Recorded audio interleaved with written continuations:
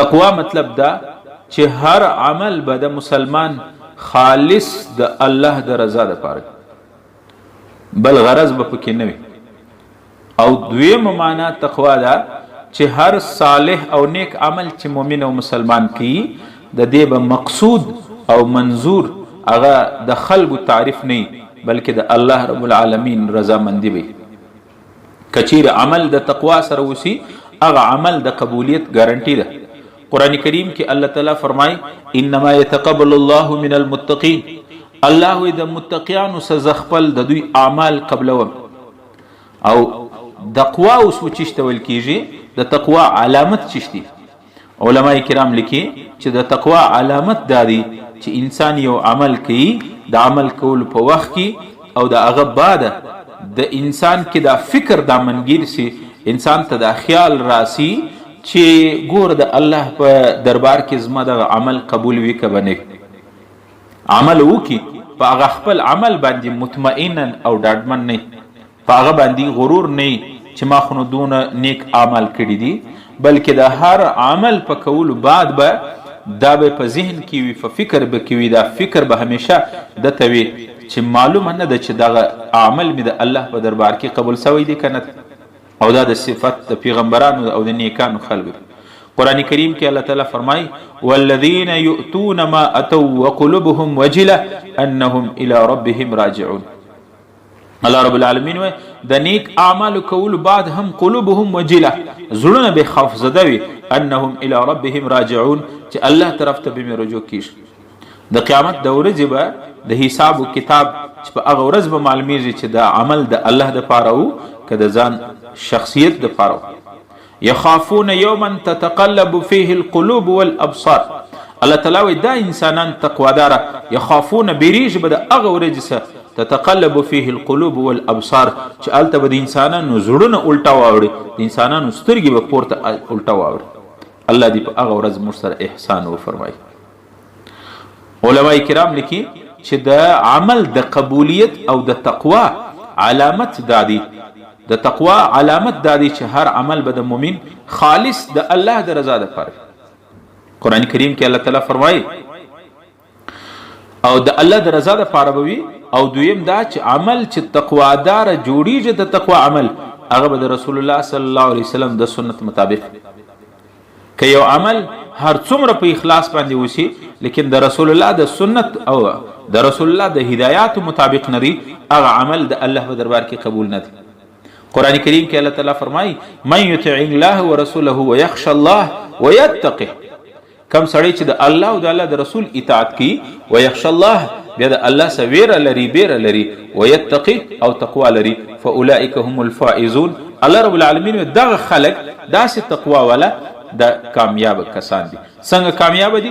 الله وی دوی د پاره می د جنت تیار کړی دي، د دوی د پاره جنت قریب دي او جنت د دوی سره می وعده وازلفت الجنه للمتقین غیر بعید.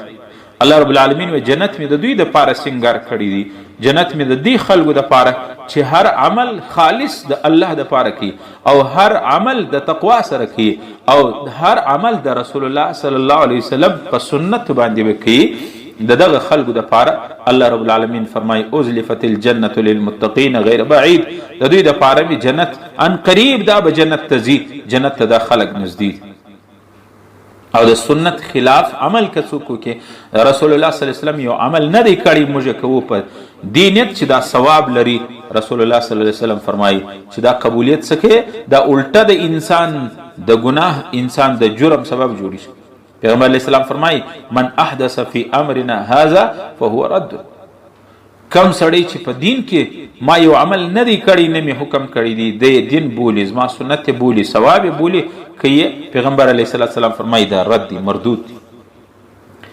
او بل علما لیکي چې د اعمالو د قبولیت د پاره تقوا شرط دی. اوس تقوا و چشته ول کیږي؟ تقوا یو دا چې هر عمل د الله د رضا د پاره.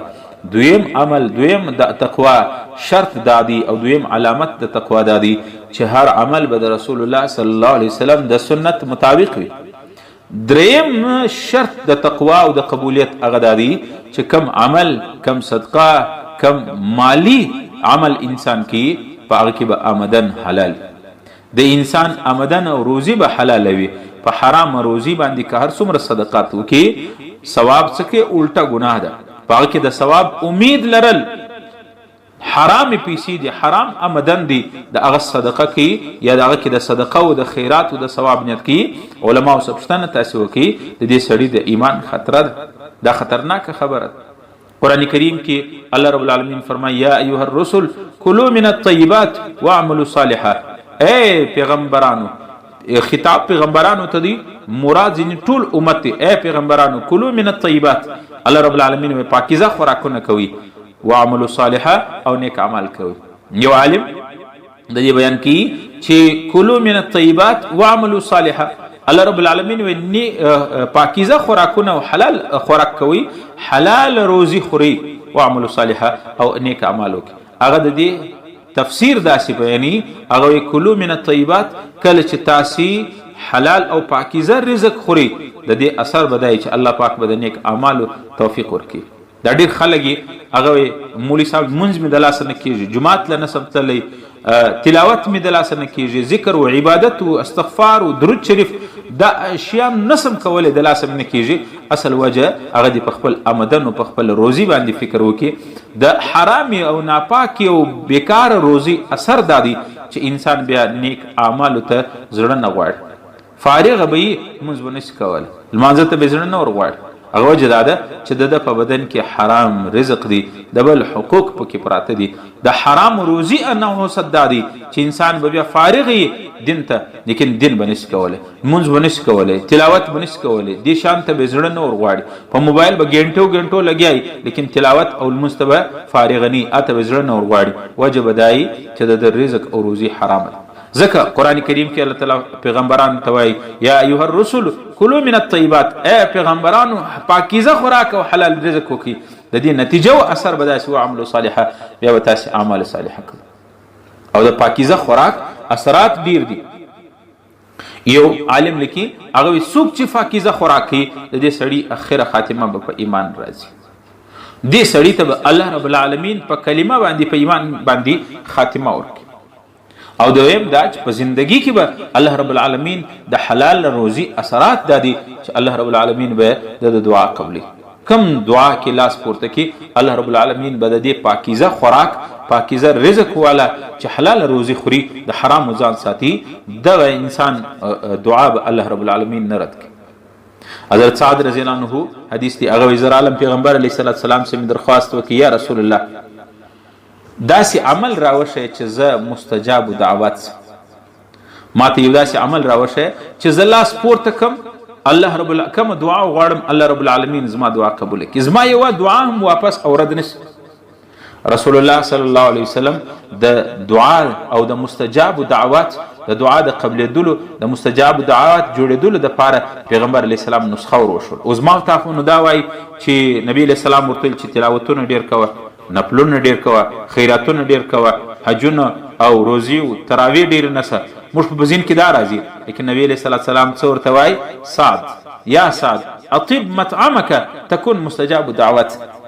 ای سعد ته خپل روزي حلاله که، بیا به ته مستجاب دعوت سي. کله چې ستا روزي او آمدن رزق دی حلال سو، بیا چې هر دعا د پاره لاس پورته کې الله رب العالمین به ستا دعا نه رد کړي.